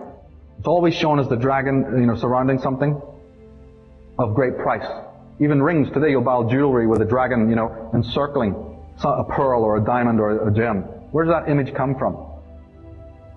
The Pista Sophia, a Gnostic book, says the outer darkness is a huge dragon whose tail is in its mouth. In Revelation 8 we read about it. The fifth angel. And the fifth angel sounded, and I saw a star fall from heaven unto the earth, and to him was given the key to the bottomless pit. Because the earth is now in quarantine. God spared not the angels that sinned, but cast them down to hell and delivered them into chains of darkness to be reserved unto judgment. Now, about the time of the 15th century, as they were congratulating themselves on this progress of trying to build back, their technology, they were doing pretty good up until the 15th century. It's then that the alien bureaucracy discovered the presence of this Stargate. They had to face the fact that even if all their technological hardware was successfully reconstructed, they still couldn't vacate the planet Earth, which had been placed under quarantine. They're laboring away to move mankind forward for countless thousands of years, and then when they have enough flying saucers, as William Bramley proves, those saucers existed in the 15th century. They take them up there and they're bouncing back. They had a massive predicament, what to do. And many of the idioms that happen on this planet since the 15th century are explained by this. But undaunted by this discovery, the alien progeny decided to press ahead. They put their greatest intellectuals onto the problem to see if a solution could be found, believing that what technology could erect, technology could take down. The major dynasties of the planet underwrote occultists, scholars, scientists, and philosophers to work on the Stargate problem. Elaborate efforts were also made to cover up the existence of the real opus.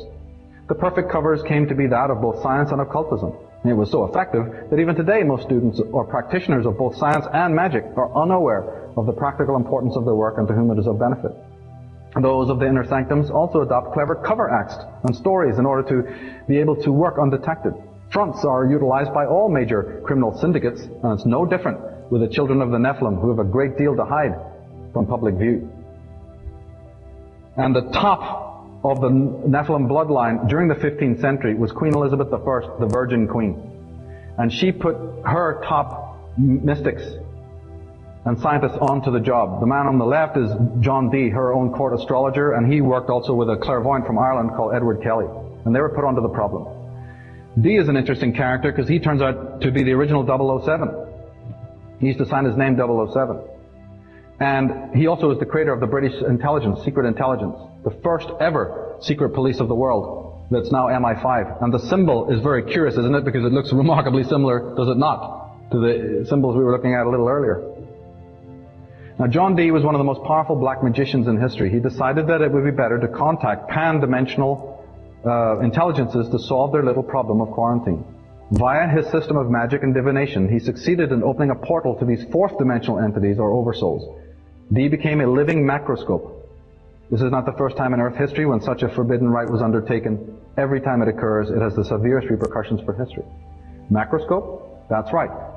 If somebody had told us that under our level of sensual perception, there's a whole microbe world of microbes and little organisms and a whole eco-structure there, we'd have thought they were raving lunatics, probably taken them down to the square and burned them as a witch.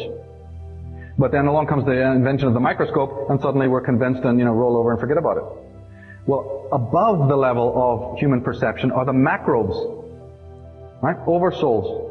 Not necessarily positive, but a whole other race of beings. This is what the philosophers are telling us.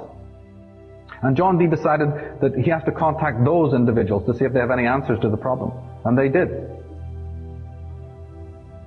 He became a living macroscope, literally opening himself up as a human portal to these entities. Now, in short, Dee was told that there were two cardinal premises which needed to be mastered before the Stargate could be opened. The first concerned creating matter from energy, but that would have to be revealed in two main stages. And the second key had to do with the properties of a certain element that we know as silicon. All right? Releasing energy from matter was what the first phase was. They said, you're too dumb to know how to, make matter from energy. We have to spend years showing you the opposite. How to release energy from matter. So in 1945, when the atom was split and the bomb was, detonated, that was the moment when phase one was completed. And they could then, from 1945 till now, move on to literally the nanotechnologies which are in vogue now of trying to make matter from energy. And the second phase involved silicon, which of course implies what? The computer. And the symbolism lets us know what's going on, if you know how to decode it. The half-open door always represents knowledge being revealed, secret knowledge being revealed. It's a Masonic symbol. And again, the purveyance of spiritual and mystical and magical symbolism. We'd wonder what is under the subtext there. Because we've got symbols that are telling us in the technological world what the real agenda is. We've got pyramids and earths. Again, we've got pyramids ascending up into the sky to break through into another world outside of the sky. We've got pyramids and striations, Masonic striations. We've got the American Business Award given right here in the Bay Area. But what does the award look like? A Masonic pyramid. There's the idea to break out of here. The whole Atlantis shuttle bit is part of that. Because they don't like it here. They think of this place as terrible, as the old Templar inscription that René Le Chateau says, this place is terrible. But they don't mean France and René Le Chateau, they mean the planet itself. Now, up until now, even with the vast majority of their sophisticated technical hardware again in their possession, the progeny of the Atlanteans are not able to break out of quarantine or out of their internment on the Earth, this silent planet. The commission to build a craft to go beyond the moon has been even privatized. Paul Allen announced his prototype craft on May 15th, the Mercuralia. The day that the world Illuminati meet, by the way, is May 15th. It's a very important day. It's the day the Matrix movie was also released. HAARP waves, microwaves, are continually being beamed onto the ionosphere to superheat the sky, to try and make a breakthrough passage. Go and ask Nick Vujicic why HAARP is millions of volts stronger than it was ever meant to be on paper. They have no answer for you. In fact, it's so much superheated the ozone layer, the ionosphere, that the ozone layer hole got created than they told you at CFCs and your McDonald's cartons. But the most important question is, why the big hurry? Why are they, moving technology forward in order to get out of this planet? This brings us up to the conclusion as to why they'd be moving so fast. There are many theories I want to share with you, but the first one involves a thing that is known colloquially as the photonic energy band, or the photon belt, that's meant to be coming about December 21st, 2012, as the Mayan calendar predicts. That at that time, our solar system and all of its planets move through a band of highly ionized, highly photonic energy, which has severe consequences for anyone who's toxic, because light has certain spiritual principles, and photons are the highest form of light that we know physically. Mother Nature knows how to clean herself. There's a spin-dry cycle coming for the planet and the solar system. Get ready. The photon effect, Robert Stanley says that he reported on the discovery of the photon band by satellite in 1991. He says Barbara Hand Clow actually talks about it in her Palladian Agenda. She says that the excesses of photons are being emitted from the center of our galaxy. Our solar system enters the area of our galaxy every 11,000 years and then passes through for 2,000 years while completing its 26,000-year galactic orbit. We read that the photon effect is caused by the precession of our solar system and its accompanying planets around the central sun called Alcyon. This counterclockwise cyclic precession around Alcyon requires about 26,000 years to make one complete orbit. Our present-day sun, moon, and planets must twice pass through the photon belt during this time. That is, once to the north and once to the south. During this cycle, there are 2 periods of darkness and 2 periods of light. The periods of darkness, which constitute the vast majority of that rotation, consist of 2 periods of about 11,000 years. Following each period of 11,000 years or so of darkness, we then emerge into 2,000 years of total light, which actually constitutes the photon belt. So what they're saying is that the north and southern points of that great orbit are 2, you see, periods of 2,000 years where the whole of our solar system passes through that. It's what it is literally the roach cleaner on his way. Right? In a year, doesn't nature go through her spin-dry cycle? It's the same way up the fractal, it's the same way up the Fibonacci series. The photon belt was discovered in 61 by satellite-borne instruments. It comes around every 10,000 years or so. I mean, all these points can be debated, by the way. There's a lot of debate on this, but this is just the basics. Earth is thought to have entered the outer perimeter already. The sun's radiation, they say, will be, well, of course, it's the biggest light source of our solar system, so of course, photonic energy, definitely going to affect it. Electrons will be affected. Everything around you is made of them. And this will generate photonic radiation.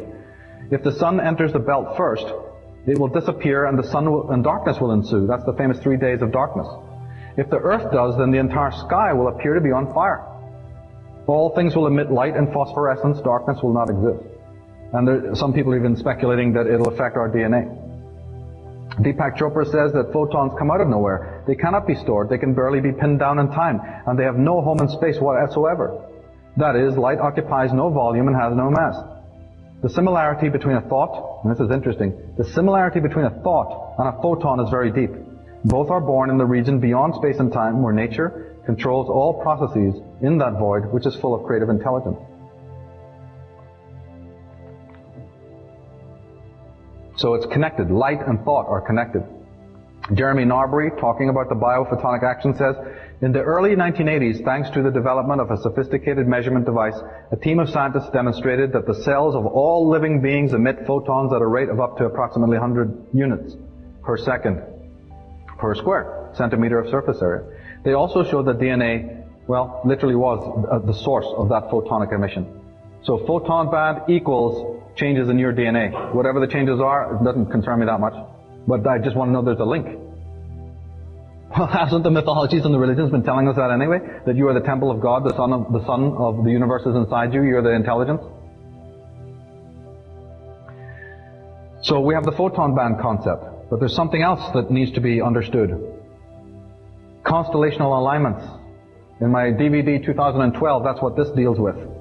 Because there's other things that you need to know about concerning this, because that might happen very soon, from 2007 onwards, in fact.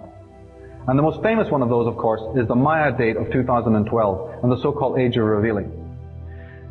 You can't think about the 2012 date without thinking of what the Maya called their last 13-year countdown. Well, that last 13-year countdown obviously started in 1999. The exact midway point of that was November 8th, 2003. Well, we're already way past that. We're already past the halfway date of the last countdown of 13 years. That is why We're going to be seeing those changes very, very rapidly. And it also makes sense for all the saber rattling and the moral, political, economic climate that we're seeing right now.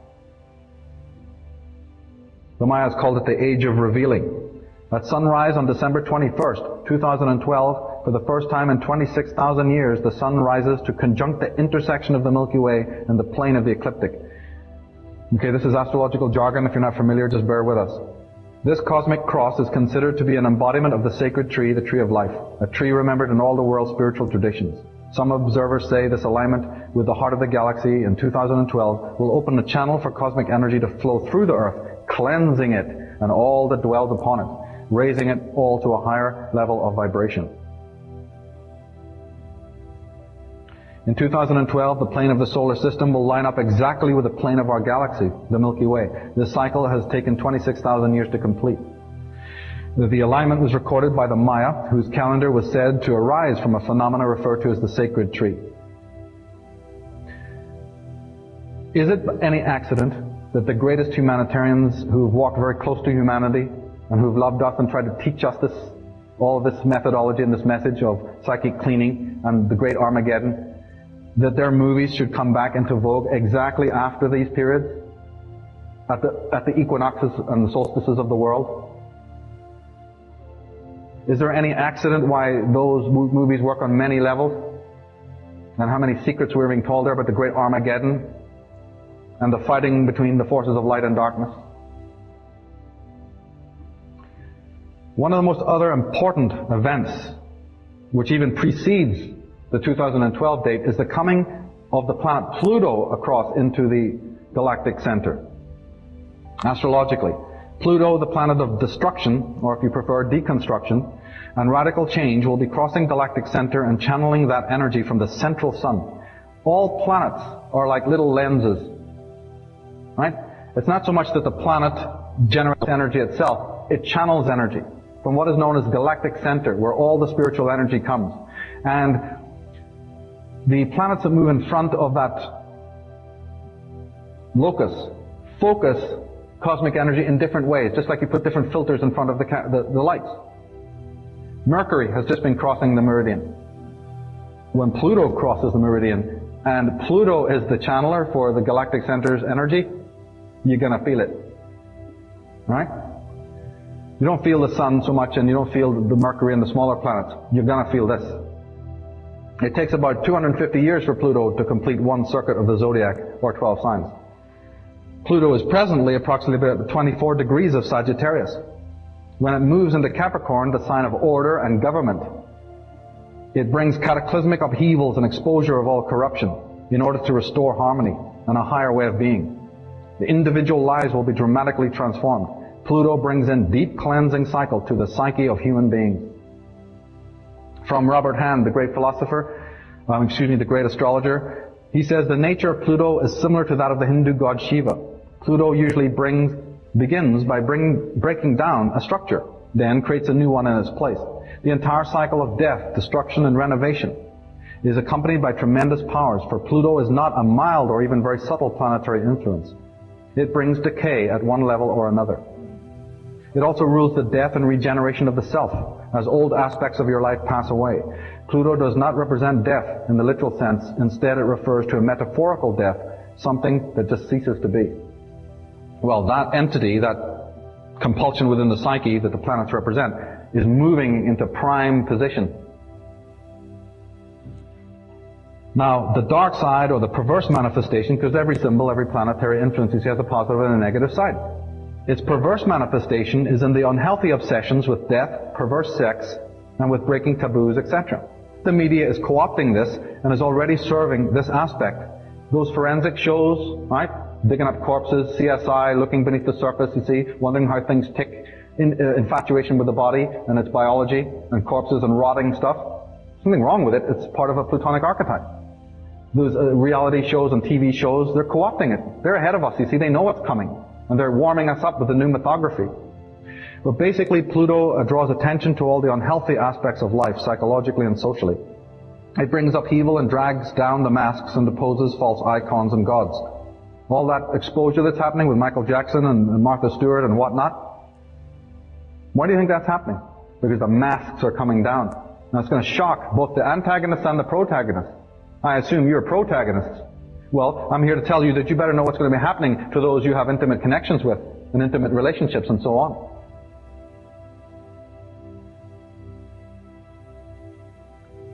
This opening is greatly disturbing to the ego that will rather self-destruct than face its own shadows. Right? The ego is threatened by this. Pluto is the planetary ruler of what we call the underworld cycle. In the tarot, its card is number 13, death. And its action is catabolic. It breaks down. And the first thing that you're going to feel it breaking down is your relationships. That's where it hits the hardest. Pluto is connected to the alchemical wedding, what the alchemists call the chemical wedding. But what we don't read in all these flowery books about the chemical wedding is that one cannot achieve this elusive thing, the chemical wedding, without first experiencing a chemical divorce. One cannot attain the truth without first confronting and removing all that is false from the self. This action, ruled by Pluto, and in mythology we have Shiva, Durga, Kali, and Merlin, etc., representing that aspect, is deeply threatening to the ego of man, which wants to hold on to the status quo. Pluto, the dissolver, is closely associated with Uranus, the planet archetype of freedom, individuality, and rebellion. You know, the punk era, and a lot of the countercultural bands and movements that have been happening since the 60s, that's ruled by Pluto and Uranus, to expose corruption and show people how to be free and break the Saturnian patterns. Pluto and Uranus are already working to dissolve the common dependency-based relationships that men and women crave, and which keep them estranged from selfhood and deep psychological maturation. Pluto is nature's hygienist, her psychic surgeon, which enters to rid us of all that is toxic, calcified, false, and unsustainable. It has to do this, because we've been taking for granted too many things.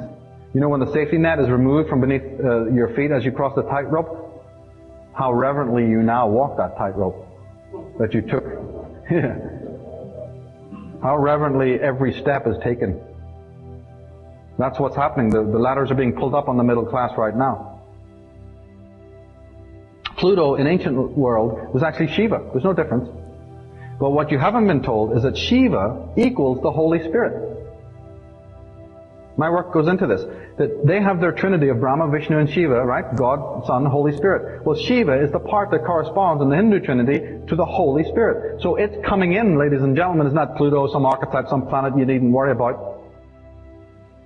There's a connection here to something incredibly important. Now, man's psyche is unclean. Everything is cleaned, but not the human psyche. Man's relationships of the old Piscean, Saturnian type are chronically dependency-based. We are emotional and psychological prostitutes. Totally living on the surface of ourselves, projecting our own dark content externally onto others, and enslaving others to our needs and desires. And then we call this love. But it is the dark, secret love of the poets, and has nothing to do with freedom and advancement. The physical kind of prostitution, that's small potatoes. We are inherently dependent on others. I need you, you need me. We call that relationship today. We're living on the surface of ourselves, in the persona world, in the ego world. And all the dislikes that we have about ourselves and other people, we repress, as the psychologists have warned us. And it becomes the shadow. Well, Pluto is connected to the shadow. We don't need psychologists to tell us, though, that we have a Jekyll and a Hyde, and we have this personal shadow that we often project onto other people. The dark aspects of the personal psyche, which threaten the ego's autonomy, are repressed. They are also subconsciously projected onto others, who become external representatives of our shadow self. This projection occurs as a compensation for the inner psychic tension we feel as a result of that repression. In severe cases, we also process this content through the field of others. And then there's also the collective psyche and its dark content, which is likewise projected. Right? You have your individual shadow. The world has its shadow that sometimes through history gets projected on others. What do we get when we don't cleanse the inner being then? Given that we do not do this shadow work, what is it that we get when we do not do it? Well, the masses of men and women in the Western world compulsively avoid true, authentic psychoanalytical investigation of their natures, particularly in regards to so-called darker aspects of the personality. However, not dealing with the psyche at all proves systemically hazardous. Right? A compromise is required. Hence the proliferation of the New Age philosophy and movement, together with its many permutations. Riddled with ego-customized shams and gimmicks, the application of its methods serve for the most part to merely bolster the failing ego and its drives. Being that dark and toxic within, we gave rise to the sadism of our world, and the masochism and the ecocide that it comes about in our world as the manifestation of rape and murder and cruelty towards others. But I am interested in cruelty towards others, yes, but I'm more interested in how we are cruel to ourselves. I'm not smart enough, we're not attractive enough, we're not tall enough, we're not thin enough, we're not rich enough, we're not social or active enough, we're not witty enough, I'm not still enough. I can't control my mind. I'm not in control enough. I'm not caring and I'm not giving enough. I'm not holy enough. I'm not perfect enough. We observe in this world, granted, we've got pretty good, at knowing, defining the cruelty to others. Thank God. We are extremely backward in noticing how we're just cruel to ourselves. Let's start observing that. Because if you're sadistic towards the self, which they call masochism, but it's really sadism to the self, you're inherently going to be sadistic to others. And we have this illusion of normalcy. When we say we desire to live in a peaceful, harmonious world and see beauty all around us, what we often really mean is that we wish we could edit out from our view that ugliness we don't want to see, and which disturbs our ego's image of perfection. We do anything to anesthetize ourselves from the pain of the real. So living in harmony doesn't mean not looking at the dirt. We all want to live forever, but no one wants to age. We want to know everything, but we don't want to open our minds. We want to avoid pain, but never find out why pain arises in our life. We all want freedom, but don't know what to do with it when we get it. Or we abuse it when we have it. We all want the light, but we're afraid of facing the dirt that the light might reveal. There's a couple of different actions that light has, don't forget. We want others to fill us, but we can't fill ourselves or another. We want to see reality as it really is, but don't want to see ourselves as we really are. As Vernon Howard, the great American philosopher, said, human sickness is so severe that few can bear to look at it, but those who do will become well. That requires a certain kind of courage, the courage you're all going to need in the next lot of years. Not to look out and worry about tyrants on Capitol Hill, but the tyrant within, the syzygy, the schizoid nature of your inner republic. Or all the knights sitting at your round table within? If they're not, then don't tell me about politics, and don't try to fix the outer ambiance. The magical tradition, which is another bequeathment of our ancient forefathers. Because that's actually my main work. Those who've been part of my online mystery school or taken my classes know that my work is mainly with the divination arts, tarot, astrology, Kabbalah, numerology. Why? Well, it's just like I talked about yoga a few minutes ago. These are the ways that our forefathers already created for us. We don't need to create anything new. They already did it. They created us the tools, the plutonic tools for helping to clean our psyche. I've just created another website. I'm so concerned, you see. I am very concerned about what's going to be happening in the next 7 years. There's movements and actions happening which is removing our power more and more every day. So we need to defend ourselves by bolstering our own defenses and empowering ourselves. The way to do that is through the magical arts. Now, if we do not autonomously clean our psyches and strive to live morally, and if we continue to violate the natural order because of our inner emotional state, we will allow the ego to manifest surrogate channels to exercise its repressions and other negative debris. In short, if we give up the right rulership of the self, we inevitably breed Orwellian political and religious tyrants to take over the job and turn us into what George Simmel called the smiling depressives, or worse. Alright? Or Carl Jung said it much more simply. When an inner situation is not made conscious, it appears outside of you as fate. When you are that toxic inside and you're not knowing how to deal with it, you clean everything, don't you? But if you don't clean our psyche, then we give rise to the worst kind of people. The worst kind of monstrosities that exist. In TV land, we marvel and even love these penitentiary psychodramas in which some quiescent belle, falls in love with some incarcerated sex fiend. However, the main tragedy of womankind, of which this is but a paltry sideshow, goes unnoticed. As I say in my book, the women who once ruled the world are now content to serve its destroyers. What has happened? As Voltaire said, the ancient Romans built their greatest masterpieces of architecture, for wild beasts to fight in. Now, having projected his anger onto the world, says the Course in Miracles, man sees vengeance about to strike at him, his own attacks thus perceived as self-defense. Get it? When fear unites with knowledge, says the ancient Maya books, terrible things are done. Well, Vico knew about it, Plato knew about it, that what happens in the psyche is, the cycles of the psyche manifest as the cycles of history. First you have chaos, then theocracy, then aristocracy, democracy, and then as the republics become imperial or tyrannous, they collapse and we're back to chaos again. But it's not historical cycles, it's articulated to our inner cycles. Now there's a time in which the simple shadow work, given that you're doing it by the way, but there's even a time that even if you are doing the simple shadow work, that can sometimes prove not enough to help clean the psyche. When we are not integrated internally, and when our own masculine and feminine aspects are imbalanced, we invariably turn to external representatives to restore a semblance of stability. We turn to parents, heroes, politicians, evangelists, authority figures, whoever. We even turn to ideals and causes for that structure. And all manner of horrors have arisen as a result of that. Now the approach of Pluto arouses fear, paranoia, and the whole cocktail of the darker toxic emotions. Subsequently, the individuals feel deeply insecure and as a result tend to cleave even more to these familiar Saturnian archetypes. The one that I'm mostly thinking of is Big Daddy. The male archetype. This preposterous archetype that habitually down through the centuries we have to deal with. And that's where the cult of the politician is so important. We have one right now.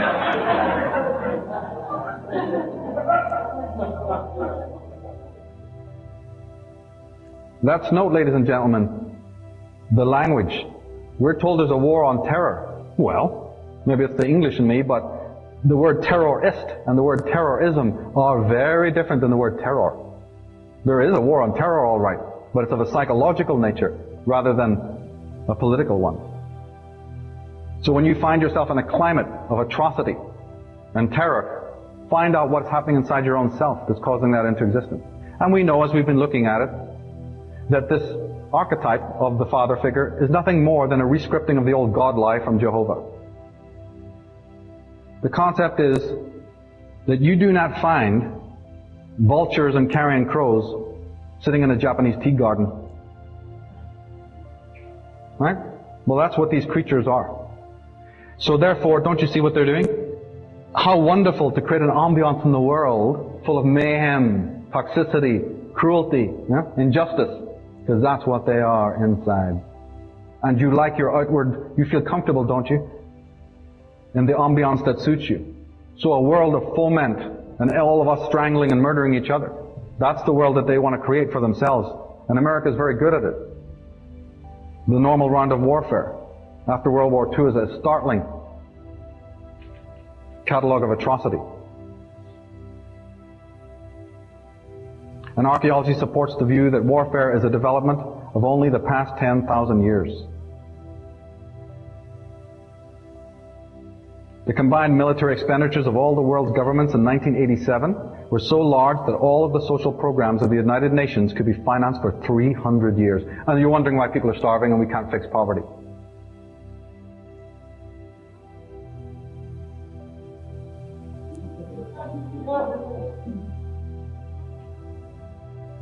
The ambiance must be full of paranoia and fear. That helps. So, as Edward Griffin, one of the great American scholars into this subject, says, you deliberately create the problems and then offer only those solutions which result in the expansion of government. You create conditions so frightful at home and abroad that the abandonment of personal liberties and national sovereignty will appear as a reasonable price to pay in return for domestic tranquility and world peace. So, we don't have the order within, and we are looking to Big Daddy to bring it in. But Big Daddy's only too happy to do it, to create false nemesis and false heroes and create a whole culture of fear and paranoia, this way to the paranoid society. Because they will bring you, as the imagery shows you, they will bring you an order. They will bring you the New World Order. But it will be a certain kind of order. It'll be the draconian or Orwellian order. As Orwell describes it, it's the boot stamping in the face of humanity forever. That'll be your order. The order of stand where you want, where you're told. Vaccinations, injections, and mind control. Is that the kind of order we want because we're not psychically in tune inside? That we're hypnotized by these individuals who use these talismanic words and terms? Security, strength, a stronger America? enemies safety. It's like some crazy movie where they're promising us safety and then saying, yeah, we'll give you safety, we'll give you security, but we'll do it through war. We have to have a war. The war is the expatiation, the processing of all that toxicity, and we feel good about it. Bush's rating soared after the war was, initiated. Even though people said many hundreds of thousands of people might have to die, they said that's all right. His rating soared.